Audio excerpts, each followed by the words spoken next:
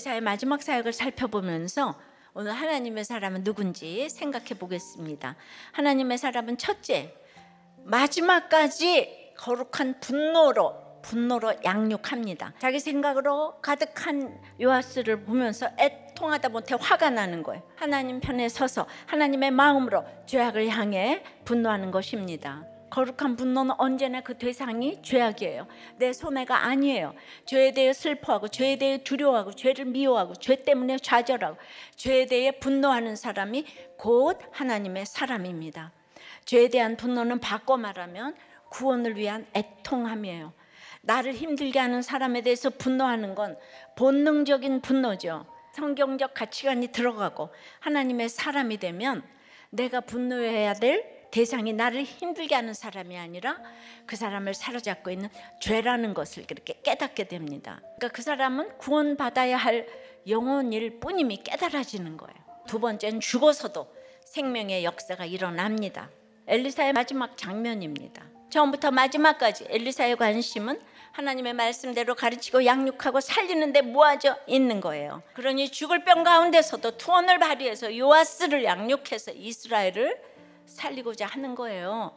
엘리사가 죽은 건 이스라엘의 불행이에요. 엘리사 때문에 모압이 이스라엘에게 크게 패했는데 엘리사가 죽자마자 도적대로 다시 나타나는 거예요.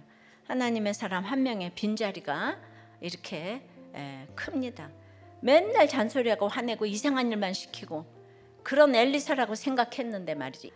이제 그때 마침 상을 당해 장사러 가던 사람이 그 도적대와 만납니다. 얼마나 다급했으면 가던 길에 한 묘실에 시체를 들이 던졌는데 그 묘실이 엘리사의 묘실이었는데요. 계획이나 의도가 전혀 없이 그 시체가 엘리사의 유골에 닿자마자 시체가 회생하여 일어섰어요. 엘리사는 죽은 뒤 유골이 되어서도 죽은 사람을 회생시켰어요. 하나님의 사람은 죽었다가 살아난 사람이에요. 회생한 사람, 부활한 사람이에요. 그래서 하나님의 사람은 죽음 같은 상황에서도 낙심하거나 포기하지 않습니다. 우리 생명이 환경에 달려있지 않기 때문이에요. 무덤 속 마른 뼈처럼 되어도 피투성이가 되어도 살아냅니다.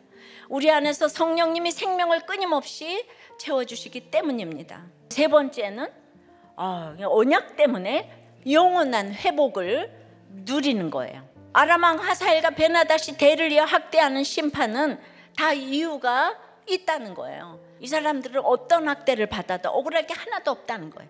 그런데 왜 나라가 멸망하지 않고 이어지게 하시는가? 이 질문에 대한 답이 언약이라는 거잖아요. 하나님은 언약 때문에 우리에게 오늘 은혜와 긍휼을 베푸시는 거예요. 다시 다 살아나는 거예요. 그러니까 엘리사의 뼈에 닿기만 하면 살아나는 생명의 역사가 일어나는 거예요. 엘리사가 요아스에게 준 구원의 화살의 예언처럼 그대로 베나닷을 3번 쳐서 무찔렀어요. 잃어버린 성읍을 회복했어요. 엘리사를 통해 주신 약속을 이뤄주신 거예요. 요아스나 백성이나 여전히 금송아지 섬기는 죄악 가운데 있지만 하나님은 언약 때문에 약속하신 말씀을 지키시기 위해서 이스라엘의 성읍을 회복시켜 주시는 거예요. 이 땅에서 회복한 건 반드시 또 이 땅에서 잃어버리기 마련이잖아요. 요아스가 되찾은 성읍은요, 그때부터 100년도 못 가서 전부 아수르에게 빼앗겨 버리죠. 이 땅에서의 회복이 목적이면 인생이 참 허무한 거예요. 하나님이 가장 기뻐하시는 회복은 다른 게 아니라 우리가 하나님께 돌아가는 회개인 거예요. 그게 곧 회생, 즉 부활로 이어지는 회복인 거예요. 우리 영혼의 회개는 절대로 잃어버리지 않습니다. 하나님이 기뻐하심으로 영원히 간직하시는 거예요. 영원한 회복을 해야 하나님의 사람인 줄 믿습니다. 우리는 그 회개를 위해서, 영원한 회복을 위해서 큐티를 해야 되는 거예요.